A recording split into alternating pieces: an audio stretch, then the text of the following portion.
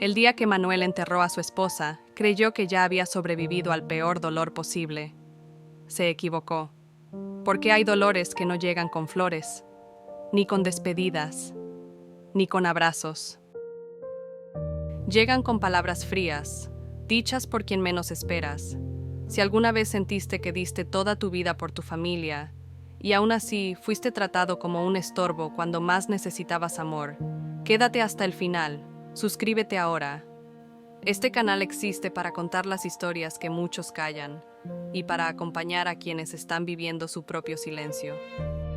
Manuel tenía 67 años, un hombre común, de esos que nunca aprendieron a hablar bonito, pero sí a cumplir. Nació creyendo que la vida era sencilla: trabajar, proveer, callar. Aprendió temprano que un hombre no se mide por lo que siente, sino por lo que aguanta. Durante más de 40 años, Manuel sostuvo la misma casa, el mismo matrimonio, la misma rutina. No fue un marido perfecto, pero fue constante. Nunca faltó comida, nunca faltó techo, nunca faltó responsabilidad. Y él creyó, como tantos hombres de su generación, que eso era amor. Su esposa, Rosa, fue su compañera silenciosa. Compartieron juventud, crisis económicas, sueños que quedaron a medio camino. Ella enfermó despacio, primero el cansancio, luego los médicos, después las noches sin dormir. Manuel estuvo ahí, aprendiendo a cocinar tarde, aprendiendo a cuidar, aprendiendo a perderla sin admitirlo. Cuando Rosa murió, el mundo no se detuvo, solo se volvió más frío. El funeral fue correcto, palabras educadas, abrazos rápidos, promesas que nadie pensaba cumplir. Manuel volvió a casa solo. Por primera vez en décadas, la mesa tenía una silla vacía, y él pensó: al menos aquí sigo teniendo un lugar. No sabía que ese pensamiento estaba a punto de romperse. Esa casa no era lujosa, pero era su vida entera. Allí crió a su hijo. Allí pagó cuentas. Allí envejeció creyendo que había construido algo sólido.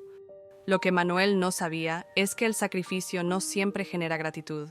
A veces solo crea costumbre, y cuando alguien se acostumbra a que tú siempre estés, empieza a creer que no eres indispensable. Si esta historia ya te duele, escribe en los comentarios: estoy escuchando. Tu presencia aquí también importa. Pasaron apenas 2 días desde el entierro. Manuel todavía dormía vestido. No tenía fuerzas para ordenar la ropa de Rosa. No podía tocar sus cosas. La casa seguía oliendo a ella. Fue entonces cuando su hijo llegó. No llegó llorando, no llegó dudando. Llegó decidido. Se sentó frente a Manuel, como quien va a resolver un trámite pendiente, y dijo: «Papá, tenemos que hablar de la casa». Manuel pensó que era sobre papeles, o gastos, o herencia futura. Nunca imaginó que aquella conversación no era administrativa, era una expulsión. El hijo respiró hondo y soltó la frase como quien se quita un peso de encima. «Esta casa ya no es tuya, Manuel». No gritó, no insultó, no explicó demasiado. Solo dijo que ahora tenía su propia familia, que necesitaba el espacio, que Manuel ya era grande, que podía arreglárselas. Cada palabra caía como tierra sobre un ataúd que todavía estaba abierto. Manuel no supo qué decir, no porque no doliera, sino porque el dolor era tan grande que no cabía en palabras. Había perdido a su esposa, y ahora estaba perdiendo su lugar en el mundo. Intentó recordar en qué momento falló, cuándo dejó de ser necesario, en qué punto pasó de ser padre a ser carga. Su hijo hablaba de papeles, pero Manuel solo escuchaba una cosa: no te necesitamos. Ese día entendió algo que muchos hombres descubren tarde. Haber dado todo no garantiza nada cuando ya no produces. El silencio volvió a instalarse. Pero esta vez no era un silencio de duelo, era un silencio de humillación. Manuel salió de la casa con una bolsa pequeña, algunas camisas, un par de fotos. Cerró la puerta despacio, como quien no quiere hacer ruido, aunque por dentro todo esté cayéndose. Si alguna vez sentiste que te descartaron justo cuando más vulnerable estabas, suscríbete. Este canal no juzga, acompaña, porque nadie debería atravesar esto solo. Esa noche, Manuel durmió en una habitación prestada, miró el techo y se preguntó algo que nunca se había permitido. ¿Valió la pena vivir solo para los demás? Y esa pregunta no lo dejó dormir. La mañana siguiente, Manuel despertó sin saber dónde estaba. El cuarto era pequeño, prestado, demasiado silencioso. Durante unos segundos creyó que todo había sido un mal sueño, que Rosa aún estaría en la cocina, que la casa seguiría siendo suya, pero el cuerpo recordó antes que la mente, el dolor en el pecho, la rigidez en las manos, el vacío. Rosa no estaba, la casa no estaba, y él ya no sabía quién era sin todo eso. Manuel se sentó en la cama y miró sus zapatos, los mismos que había usado durante años para ir a trabajar. Zapatos de alguien que cumplió, que nunca faltó, y aún así estaba ahí, solo, desplazado, invisible. Ese día caminó sin rumbo, no tenía a dónde ir. No quería molestar a nadie, no quería pedir ayuda, porque a los hombres como Manuel les enseñaron que pedir es fallar. Pasó frente a su antigua casa, no se detuvo, no miró demasiado, solo bajó la cabeza. No porque no le doliera, sino porque el dolor era tan grande que mirar de frente podría romperlo para siempre. Comprendió algo brutal. Había sido fuerte toda la vida, pero nadie le enseñó qué hacer cuando la fuerza ya no alcanza. Durante años, su identidad fue clara: esposo, padre, proveedor. Ahora no era nada de eso. Era un hombre mayor sin casa, sin pareja, y con un hijo que ya no lo necesitaba. La vergüenza pesaba más que el cansancio. Vergüenza de sentirse estorbo. Vergüenza de haber creído que el amor familiar era automático. Vergüenza de necesitar. Esa noche, Manuel no lloró, no porque no quisiera, sino porque ya no sabía cómo. Se quedó mirando la oscuridad, repasando cada sacrificio, las horas extras, los sueños postergados, las palabras que nunca dijo. Y entendió algo que nadie le había advertido. Había vivido para todos, menos para sí mismo. El después, al que siempre postergó su propia vida, había llegado. Y no traía recompensas, traía cuentas. Cuentas emocionales, cuentas de silencios, cuentas de soledad. Pensó en Rosa, en cómo ella también había callado tanto, en cómo ambos se habían acompañado, pero sin aprender a cuidarse por dentro. Por primera vez, Manuel se permitió una pregunta peligrosa. ¿Y si todo lo que hice no fue suficiente porque nunca me enseñaron a valorarme? Esa pregunta dolió, pero también abrió una grieta por donde tal vez todavía entraba un poco de luz. Si estás escuchando esta historia y sientes que habla de ti, deja un comentario. No tienes que explicarlo todo, basta con escribir. No estás solo. Aquí, alguien te va a leer. Manuel no sabía aún cómo, pero esa noche comprendió algo esencial. El dolor no siempre es el final. A veces es el punto donde empieza la verdad que nunca te permitiste mirar.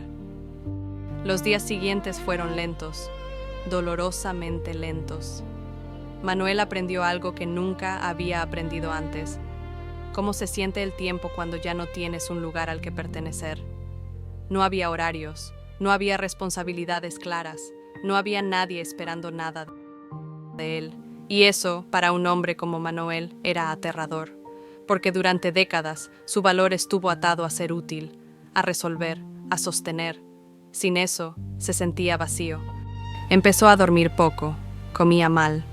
Se levantaba con una sensación constante de culpa, como si aún debiera algo, aunque ya hubiera entregado todo. Intentó no pensar en su hijo, intentó convencerse de que así es la vida. Pero la herida seguía abierta. No era solo la casa, no era solo la pérdida material, era la certeza de haber sido reemplazado demasiado rápido, demasiado fácilmente. Una tarde, mientras caminaba sin rumbo, se detuvo frente a una iglesia pequeña. No entró, se sentó en el banco de afuera. Allí vio a otros hombres como él, hombres mayores, callados, con la mirada cansada, y por primera vez no se sintió único en su desgracia. Se dio cuenta de algo profundo. No era el único hombre que había sacrificado su vida emocional por una idea de estabilidad que no garantizaba amor, ni cuidado, ni respeto. Hombres que trabajaron toda la vida, que nunca aprendieron a hablar de miedo, que creyeron que la familia siempre estaría ahí, sin condiciones. Esa tarde, Manuel lloró. No fue un llanto ruidoso, fue silencioso, largo, honesto. Lloró por Rosa, por la casa, por el hijo, pero también por él mismo, por el joven que fue y nunca se permitió soñar distinto, por el hombre que confundió aguantar con ser fuerte. Esa noche tomó una decisión pequeña, pero crucial. No iba a desaparecer, no sabía cómo reconstruirse, no tenía un plan, no tenía garantías, pero entendió algo esencial. Seguir callando lo iba a destruir más rápido que cualquier abandono. Al día siguiente aceptó ayuda, habló con alguien, dijo por primera vez, estoy perdido. Y decirlo no lo hizo débil, lo hizo humano. Si llegaste hasta aquí, suscríbete. Este canal existe para contar historias que muchos viven, pero pocos se atreven a nombrar.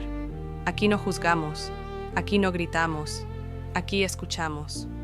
Manuel aún no sabía cómo terminaría su historia, pero por primera vez no se sentía completamente solo en ella.